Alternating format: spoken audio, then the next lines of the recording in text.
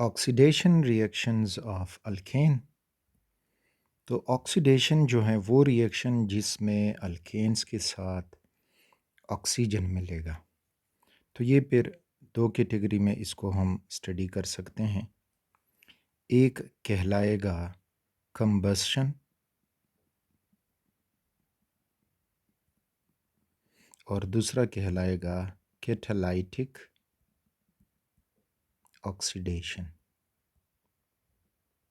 तो अल्केन ये दो टाइप के ऑक्सीडेशन रिएक्शन देते हैं। तो फर्स्ट ऑफ ऑल कंबस्शन।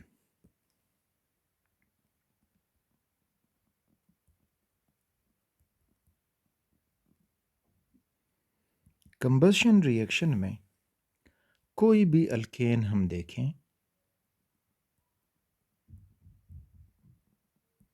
और वो ऑक्सीजन से रिएक्ट करेगा, थोड़ी सी एक्टिवेशन एनर्जी हम प्रोवाइड करेंगे तो ये प्रोड्यूस करते हैं कार्बन डाइऑक्साइड, वाटर एंड साथ में हीट ऑफ कंबस्शन। तो फॉर एग्जांपल अगर हम मीथेन ले लें CH4, वो ऑक्सीजन से मिलेगा तो जल के कार्बन डाइऑक्साइड प्रोड्यूस होगा, वाटर प्रोड्यूस होगा। और remember combustion reaction is always exothermic. तो यहाँ पे हीट रिलीज होगा और इस हीट को डिनोशन के लिए फिर हम डेल्टा H लिखते हैं और नेगेटिव साइन लगा देते हैं। 891 किलो जूल पर मोल हीट ये रिलीज करता है अगर हम मीथेन जलाएं। अब अगर ईथेन हो तो C2H6 ऑक्सीजन के साथ जल के वो भी दे जाएगा कार्बन डाइऑक्साइड, वाटर और साथ में heat of combustion delta H is equal to 1560 kilo joule per mole. अच्छा, ये तो बस सिंपल है कि जो भी अल्केन जलेगा कार्बन डाइऑक्साइड वाटर देगा, लेकिन अगर आप हीट ऑफ कंबस्शन देखें ये वेरी कर रहा है। तो रिमेंबर अगर आपसे पूछा जाए क्वेश्चन के कौन सा अल्केन ज़्यादा हीट रिलीज करेगा तो इसके लिए आपको याद हो कि हीट ऑफ कंबस्शन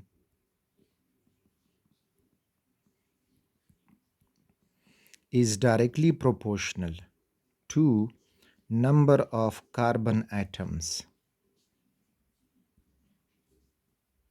एक अल्केन में जितने कार्बन एटम्स बढ़ेंगे उतना हीट ऑफ कंबस्शन ज़्यादा होगा। फॉर एग्ज़ाम्पल गाड़ियों में CNG कंप्रेस्ड नेचुरल गैस इस्तेमाल होता है तो इसका हीट ऑफ कंबस्शन कम होता है, तो इस वजह से इससे हम छोटी गाड़ियाँ आसानी से चला सकते हैं। बड़ी गाड़ियों में डालेंगे तो वो सिर्फ प्लेन एरिया पे जाएंगी लेकिन ज़्यादा फोर्स अप्लाई नहीं कर पाएंगे क्योंकि उसका हीट ऑफ कंबस्शन कम है CNG, और CNG में ज़्यादातर मीथेन, इथेन, प्रोपेन और ब्यूटेन इनको कंप्रेस्ड किया जाता है। So it has less heat of combustion then petrol, जिसको हम पेट्रोल कहते हैं। ये एक्चुअली गैसोलीन होता है, इसमें कार्बन 5 टू कार्बन 6, तो थोड़ा सा इसका हीट ऑफ कंबस्शन बढ़ जाएगा। And petrol has less heat of combustion than diesel, और डीजल में जो हीट ऑफ कंबस्शन जो है वो ज़्यादा है क्योंकि डीजल में फिर कार्बन एटम 10 से ऊपर हो जाते हैं। तो इस वजह से जितना कार्बन एटम बढ़ेगा हीट ऑफ कंबस्शन भी बढ़ेगा। तो इस तरह से पूछा जाए तो आप क्वेश्चन इजीली आंसर दे सकते हो। दूसरी बात कि ईज ऑफ कंबस्शन,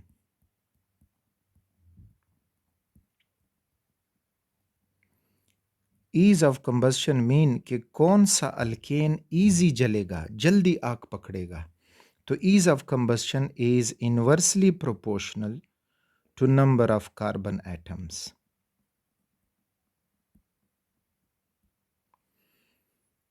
यानी अगर कार्बन एटम कम है तो जल्दी जलने शुरू करेगा, कार्बन एटम बढ़ेंगे तो जलना मुश्किल से शुरू करेगा। तो ये ease of combustion inversely proportional to number of carbon atom. वजह ये कि जितना वो गैशियस होगा या वोलाटाइल होगा, तो वो गैशियस या वोलाटाइल फॉर्म मोर ऑक्सीजन के साथ मिक्स होकर रिएक्शन कर सकते हैं। लेकिन जितना number of carbon atom alkenes में बढ़ते हैं, कार्बन 1 से कार्बन 4 तक ये गैसेस हैं, कार्बन 5 से ऑनवर्ड अप टू कार्बन 17 ये लिक्विड्स हैं, और फिर कार्बन 17 18 के ऑनवर्ड जितने भी हैं वो सारे सॉलिड्स हैं। तो जो गैशियस फॉर्म में होंगे तो उनमें वैंडर वाल फोर्सेस वीक होंगी, ऑक्सीजन के साथ उनका मिलाप आसानी से होगा। लिक्विड फॉर्म में चले गए हैं तो मीन्स के वैंडर वाल फोर्स स्ट्रांग हो गई हैं, तो ऑक्सीजन और इसका जस्ट सरफेस पे रिएक्शन होगा, अंदर ऑक्सीजन नहीं जा पाएगा।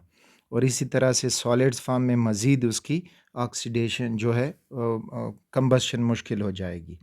तो ये तो याद होगा कि पार्टिकल साइज़ जो है गैशियस रिएक्शन अगर है that is faster than liquid का रिएक्शन का, और liquid reaction is faster than solid reaction.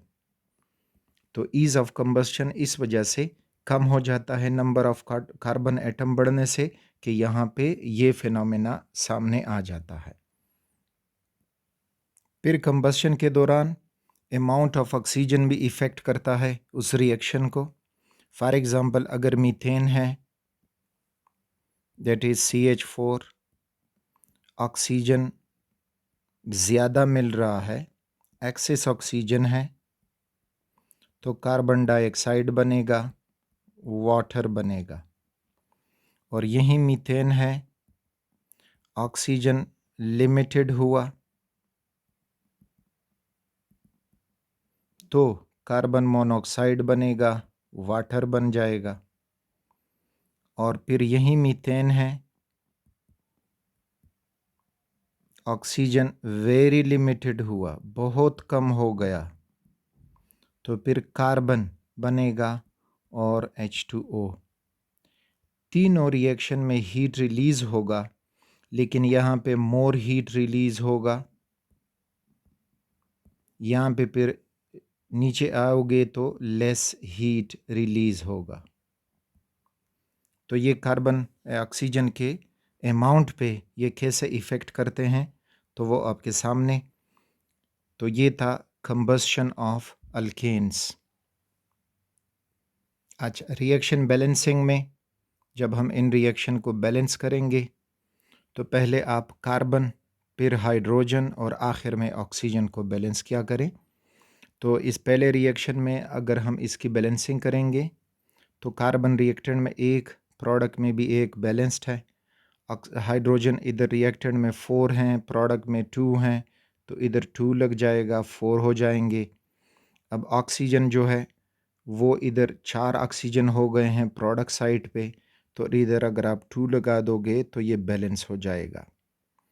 दूसरे रिएक्शन को देखें, कार्बन 2 हैं तो कार्बन 2, तो इधर सपोज करें हमने 2 लगा दिया। अब हाइड्रोजन जो हैं 6 हैं इधर, और यहाँ पे हाइड्रोजन जो है वो 2 हैं, तो इस तरह 3 लगा दो तो 3 ज़ा 6 हो जाएंगे। अब ऑक्सीजन जो हैं यहाँ पे 2 2 ज़ार 4, और यहाँ पे 7, 4 और 3 7, और 7, तो यहाँ पे ये फिर लगा दोगे 7 ऑक्सीजन। अब यहाँ पे 2 7 ज़ार 14 ऑक्सीजन हो गए हैं। तो हमने टोटल फिर तो बैलेंसिंग के लिए याद रखें कि ये एक हिट एंड ट्रायल मेथड है, कोई फास्ट एंड हार्ड रूल्स नहीं है कि उससे हम इसको बैलेंस कर सकें। आप यहाँ पे अब आप ये लगा सकते हो कि 7/2, तो 7/2 का मतलब है कि 7 ऑक्सीजन है, ठीक। तो इस तरह हम एटम को बैलेंस करने हैं, नॉट मोल्स को, वो बैलेंस नहीं होते मोल्स, एटम आपने बैलेंस करने होंगे। तो इस वजह से 7/2 लगाओगे तो ये आपका बैलेंस रिएक्शन हुआ।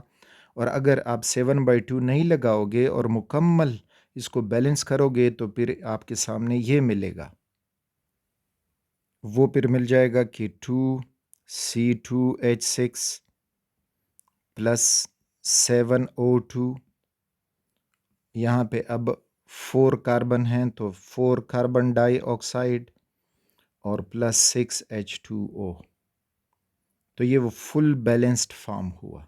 लेकिन चूंकि हमने 1 मोल ऑफ मीथेन के लिए ईथेन के लिए बैलेंसिंग करनी थी, तो इस वजह से अब यहाँ पे ये जब हम लगाएंगे तो ये 2 मोल ईथेन जल रहा है, तो ये हीट भी डबल हो जाएगा। फर्स्ट रिएक्शन में 1 मोल था, तो 1 मोल को हमने बैलेंस करना चाहा तो उसमें इतना हीट रिलीज़ होता है। तो ये बैलेंसिंग है, सबकी बैलेंसिंग इसी तरह ही कर सकते हो। हिट एंड ट्रायल मेथड है, no hard and fast rule कि उन रूल को फॉलो करके हम इसको बैलेंस कर दें।